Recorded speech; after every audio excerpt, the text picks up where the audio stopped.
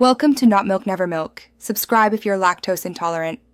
You begin by picking a clear objective, classification, detection, or segmentation, because the pipeline and labels must match the task.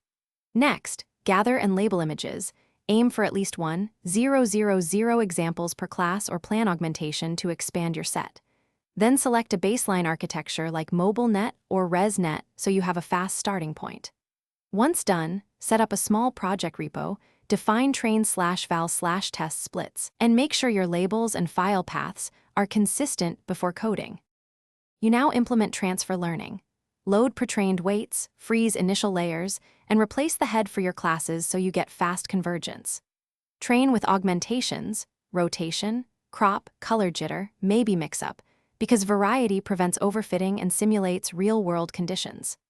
Monitor validation metrics like accuracy for classification or MAP for detection, plus F1 for class balance, and use early stopping to avoid wasting epochs. Once the middle training stabilizes, adjust learning rate schedules and unfreeze layers carefully to squeeze more performance.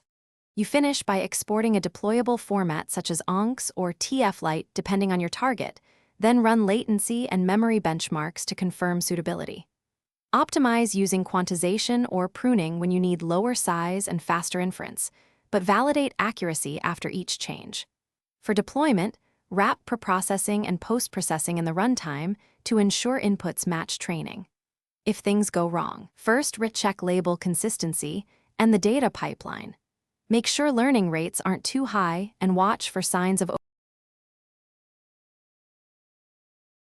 Thanks for watching. If this was helpful, leave a like and consider subscribing. See you next time.